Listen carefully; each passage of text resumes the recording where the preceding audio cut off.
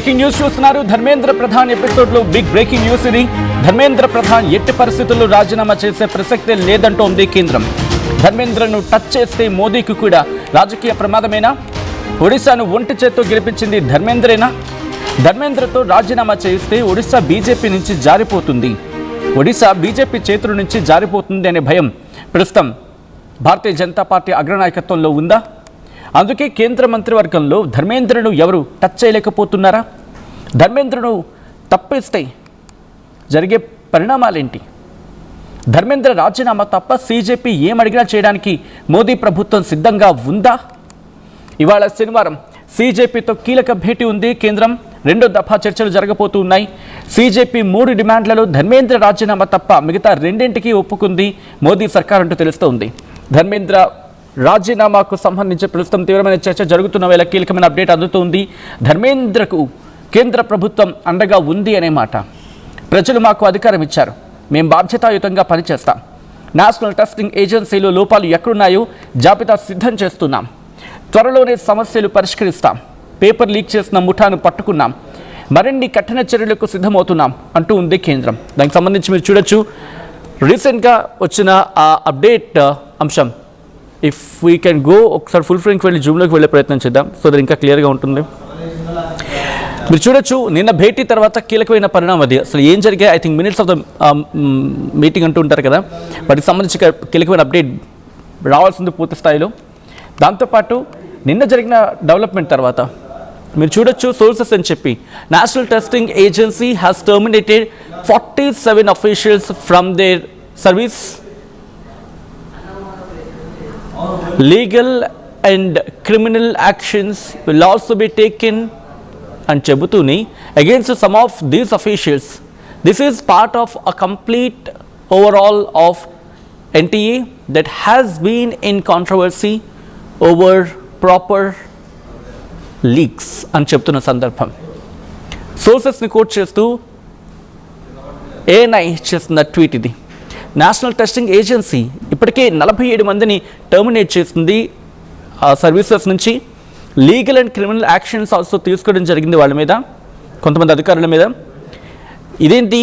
This is a part of complete overhaul of NTA that has been in controversy over paper leak. NTAకి సంబంధించి గత కొన్ని రోజులుగా చర్చ జరుగుతున్న తరుణంలో ఇదొక భాగం మాత్రమే అంటూ కూడా చెప్పుకొచ్చింది. సో ఇప్పుడు ధర్మేంద్రను టచ్ చేస్తే ప్రమాదం ఏంటి? ధర్మేంద్రను టచ్ చేస్తే ప్రమాదం ఏంటి? ఇక్కడ వినిపించే మాట ఏంటి? The very first reason, Dharmendra Pradhan గత కొన్నేళ్లుగా ఆయన కేంద్ర క్యాబినెట్లో ఉన్నారు. ఇన్ఫ్యాక్ట్ భారతీయ జనతా పార్టీ గెలుపులో, ఒడిశా గెలుపులో కీలక పాత్ర పోషించింది. నవీన్ పట్నాయక్ని ఢీకొనడం అంటే ఆషామాషి విషయం కాదు అక్కడ. అటువంటిది నవీన్ పట్నాయక్ని ఢీకొని అక్కడ ప్రభుత్వాన్ని ఫామ్ చేయించడంలో కీలక పాత్ర పోషించింది ధర్మేంద్ర ప్రధాన్ అనేది భారతీయ జనతా పార్టీలో చాలా విస్తృతంగా తెలిసిన మాట. అండ్ పాలిటిక్స్ని అబ్జర్వ్ చేసే వాళ్ళకి ఇంకా విదితం అదే. సో అటువంటి ధర్మేంద్ర ప్రధాన్ని ఇప్పుడు పక్కన పెడితే ధర్మేంద్ర ప్రధాన్ ఏం చేయొచ్చు?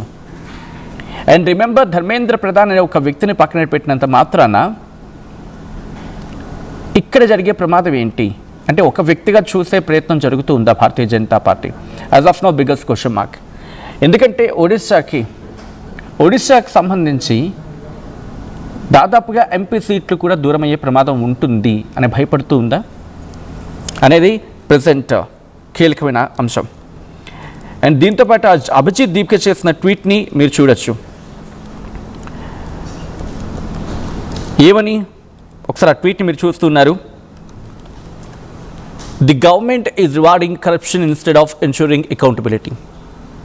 ప్రభుత్వం రివార్డ్ చేస్తోంది corruption instead of ensuring accountability బదులుగా కరప్షన్ని రివార్డ్ చేయడం జరుగుతోంది. Last night education secretary was transferred. He was replaced by an IAS officer from the Animal Husbandry Department who has severe multi-crore corruption charges against him. గత రాత్రి education సెక్రటరీని transfer చేశారు. ఆయన స్థానంలో IAS ఆఫీసర్ని తీసుకొచ్చారు. ఆయన ఎవరు? యానిమల్ హస్బెండరీ డిపార్ట్మెంట్ తీసుకొచ్చారు. ఆయన మీద who has severe multi crore corruption charges, ఆయనపై మల్టీ-క్రోర్ కరప్షన్ ఛార్జెస్ ఉన్నాయి. ఆయన్ని తీసుకొచ్చి ఈరోజు ఎడ్యుకేషన్ సెక్రటరీ స్థానంలో కూర్చోబెట్టారు అని చెప్తూ ఉన్నాడు. ఇంకా the entire crisis around paper leaks and NEET was about systemic corruption.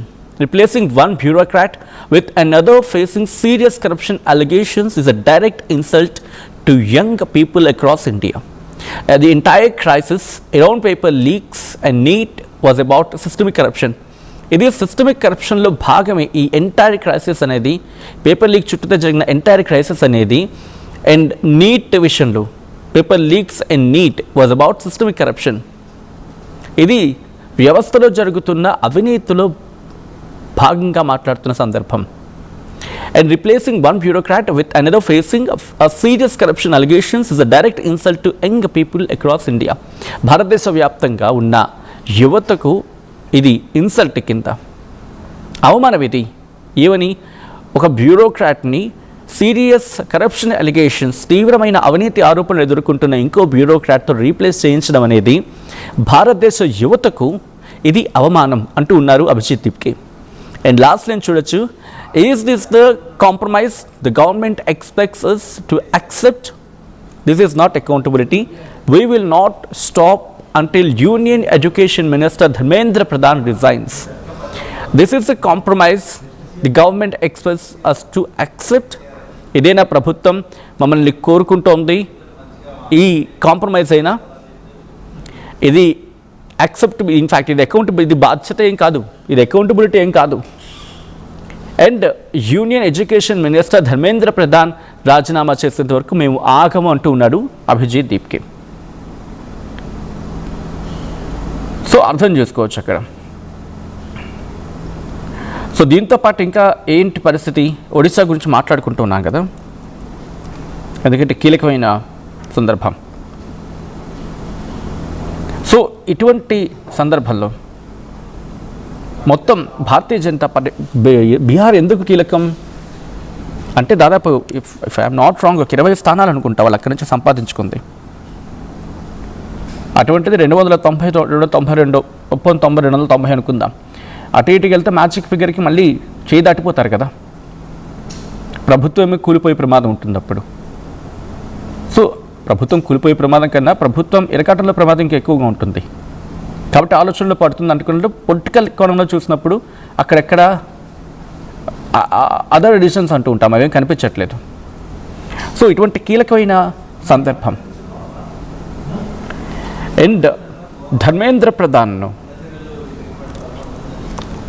కీలకమైన యూనియన్ ఎడ్యుకేషన్ మినిస్టర్గా ఉన్న ఆయనను తప్పించాలి. ధర్మేంద్ర ప్రధాన్ కనుక రాజీనామా చేసినా, లేకపోతే ధర్మేంద్ర ప్రధాన్ని క్యాబినెట్ నుంచి తొలగిస్తే వచ్చే ప్రమాదాల గురించి భారతీయ జనతా పార్టీ ఇప్పుడు ఆలోచిస్తూ ఉందా? ఇది ప్రస్తుతం తీవ్రమైన క్వశ్చన్గా మారింది. సో మీరేమనుకుంటున్నారు? ఒక్కసారి కామెంట్ చేసే ప్రయత్నం చేయండి. ఎందుకంటే కీలకమైన సందర్భం కింద మాట్లాడుకుంటున్నారు కాబట్టి. కేవలం ఎడ్యుకేషన్ మినిస్టర్గా ప్రస్తుతం ఆయన ఉన్నారు, బట్ బిఫోర్ దట్ కొన్ని కీలకమైన అంశాల గురించి మాట్లాడుకున్నారు. అయితే క్యాబినెట్ నుంచి తొలగించడంపై బీజేపీ ఇప్పటివరకు అధికారికంగా ఎక్కడ నిర్ణయం ప్రకటించలేదు. అయితే ప్రభుత్వ వర్గాల నుంచి వస్తున్న సంకేతాల ప్రకారం ఆయన వెంటనే తొలగించడానికి బీజేపీ వెనుకాడుతూ ఉంది, లేకపోతే వెనుకాడడానికి కొన్ని కారణాలు ఉన్నాయి. ఎందుకంటే ఒత్తిడికి తొలగొద్దు అనే సందేశం ఒకటి, విద్యార్థుల ఉద్యమం ప్రతిపక్షాల డిమాండ్ ద్వారా మంత్రిని తొలగిస్తే ప్రభుత్వం ఒత్తిడికి లొంగిపోయింది అని చెప్పి రాజకీయ సందేశం వెళ్ళే అవకాశం ఉంటుందని చెప్పి బీజేపీ భావిస్తుందనేది ఒక మాట, ఒక వినికిడి. అందుకే ప్రభుత్వ వర్గాలు మంత్రి రాజీనామా సమస్య నుంచి పారిపోవడమే అవుతుందని చెప్పి వాదన. ఒకవేళ ఇది అయిపోతే ఈరోజు ప్రెషర్కి తగినట్టుగా ఆయన దించేసినట్టు అవుతుంది. రేపు ఆ ప్రమాదం హోమ్ మినిస్టర్ మీదో లేకపోతే నేరుగా ప్రధాని మీద పడుతుంది. కాబట్టి ఇది తలగ్గాల అనే క్వశ్చన్ మార్క్లో భారతీయ జనతా పార్టీ ఉంది అనేది గట్టిగా వినిపించే మాట. Let's talk more about this. ఈ అంశానికి సంబంధించి మరింత సమాచారం అందించేందుకు ఈ విషయాన్ని వెరీ ఫస్ట్ నుంచి ట్రాక్ చేస్తున్నారు మా ఏపీ ఇన్పుట్ ఎడిటర్ కృష్ణమోహన్ దగ్గరికి వెళ్ళే ప్రయత్నం చేస్తున్నాను. కృష్ణమోహన్, ధర్మేంద్ర ప్రధాన్ రాజీనామా విషయంలో చాలా చర్చ జరుగుతుంది. ఎంత డిమాండ్ వినిపిస్తున్నా కేంద్ర ప్రభుత్వం ఎందుకు ఆ విషయాన్ని పరిశీలించట్లేదు? ఇన్ఫ్యాక్ట్ ఒక్క మాట కూడా కేంద్ర ప్రభుత్వ చర్చల్లో ఉన్నాయేమో బహుశా, బట్ మాటలు ఎక్కడ కనిపించట్లేదు. సో ఇక్కడ ధర్మేంద్ర ప్రధాన్ పక్కన పెట్టడం దాదాపు అసాధ్యం అనుకోవాలి. ఇంకా డెఫినెట్ గా ఇందుకు ధర్మేంద్ర ప్రధాన్ ఎపిసోడ్ లో చాలా వరకు కూడా సెంట్రల్ గవర్నమెంట్ ఎటువంటి నిర్ణయం తీసుకోలేని పరిస్థితిలో ఉంది. కారణం కూడా ధర్మేంద్ర ప్రసాద్ ఎటువంటి పరిస్థితుల్లో కూడా రాజీనామా చేసే ప్రసక్తి లేదంటుంది కేంద్రం. ధర్మేంద్రాన్ని టచ్ చేస్తే మోదీకి కూడా ఇప్పుడున్న పరిస్థితుల్లో కొంత రాజకీయ ప్రమాదం సంభవించబోతుందా అంటే అవుననే చెప్పాలి. ఎందుకంటే ఆయన ఒడిశా మొత్తాన్ని కూడా అంటే 6 ఏళ్ల పాటు ఒడిశా కంట్రోల్ నుంచి అంటే అక్కడ ఉన్న లోకల్ దీంట్లో నుంచి బయటికి తీసుకురావడానికి కంప్లీట్ గా అంటే బీజేపీ వైపుకి తిప్పడానికి ప్రధాన కారణం ధర్మేంద్ర. అక్కడ ఆ ఏబీవీపీ నుంచి కూడా అతను బీజేపీ బలమైన కార్యకర్తగా ఉన్నారు, ఒక బలమైన వ్యక్తిగా ఆయన చాలా కాలంగా పనిచేస్తున్నారు. కాకపోతే ఇటువంటి పరిస్థితుల్లో కేంద్ర మంత్రివర్గంలో ధర్మేంద్రాన్ని తొలగిస్తే ఒరిస్సాలో ఏం జరగబోతుంది అనే ఒక భయం బీజేపీ పెద్దలకి ఉంది. డెఫినెట్ గా దాంట్లో ఆలోచన లేదు. కారణం కూడా ఏంటంటే అక్కడ ఈక్వేషన్స్ మార్చగల శక్తి ధర్మేంద్ర ప్రధానికి డెఫినెట్ గా ఉంది. ధర్మేంద్ర రాజీనామా తప్పితే బీజేపీ ఏమి చెప్పినా కూడా బీజేపీ చేయడానికి సిద్ధంగా ఉంది. సచిన్ ఒక్క ఇది తప్ప, ధర్మేంద్ర ప్రధాన్ రాజీనామా తప్ప మిగతా అంశాలన్నింటినీ కావాలనుకుంటే ఏదైనా సరే తగ్గించవచ్చు, ఏదైనా దానికి వెలుసుబాటు ఉండొచ్చు, పోవచ్చు, 1-2 అంశాల మీద వెనక్కి రావచ్చు, లేదు వీళ్ళు అడిగినా ఇంకా ఎక్స్ట్రా ఏమైనా అడిగినా కూడా చేయడానికి సిద్ధంగా ఉన్నారు చెప్తే ఈ ఒక్క విషయంలో మాత్రం నాకు తెలిసి మనకు అంచనా బీజేపీ ఆ విషయంలో వెనక్కి తగ్గలేము అనేది చాలా క్లియర్ గా చెప్పేస్తున్న పరిస్థితి. నిన్న రాత్రి కూడా మోడీ మరో వీడియోని విడుదల చేసిన నేపథ్యంలో కూడా బీజేపీ నుంచి ఆయనకు అందుతున్న ఆయన వర్గాల నుంచి అందుతున్న సమాచారంలో క్లియర్ గా ఆయన ఒక ధర్మేంద్ర ప్రధాన్ స్థితి మిగతా ఏం కావాలన్నా మీరు చేసుకోండి అని చెప్తున్న పరిస్థితిని ఆయన క్లియర్ గా ఉన్నారు. ఆయన క్లియర్ గా ఇంకో మాట చెప్తారు, బాధ్యతాయుతంగా పనిచేస్తాం, నేషనల్ టెస్టింగ్ ఏజెన్సీలో ఉన్న లోపాలను గుర్తిస్తున్నాం, ఎక్కడ ఇప్పటికీ జాబితాలో నేషనల్ ఏజెన్సీ దాంట్లో 47 మంది సరిగా పనిచేయని వ్యక్తుల్ని గుర్తించాం, వాళ్ళందరినీ కూడా తొలగించే ప్రయత్నం చేస్తున్నాం, త్వరలోనే ఈ సమస్యలన్నీ కూడా పరిష్కారం చేస్తామని చెప్పి చెప్తున్న పరిస్థితిని మనం చూసాం. అంటే ఇప్పటికీ వాళ్ళు చెప్పడం అంటే పేపర్ లీక్ ని చేసిన మొత్తాన్ని మేము పట్టుకున్నాం, ఫాస్ట్ ట్రాక్ ఏర్పాటు చేసాం.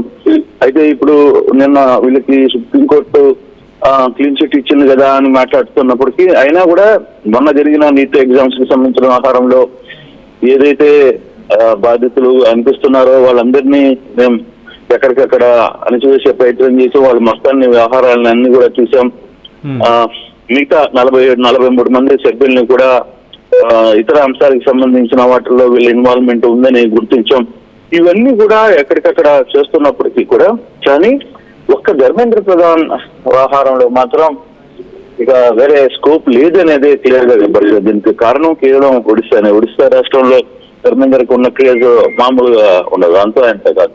బేసిక్గా ఏవీపీ నుంచి ఆయన ఒక కార్యకర్తగా ఏవీపీ లీడర్ గా ఆయన తన ప్రస్థానాన్ని ప్రారంభించి చాలా పెద్ద స్థాయికి ఎదిగిన వ్యక్తి అతను.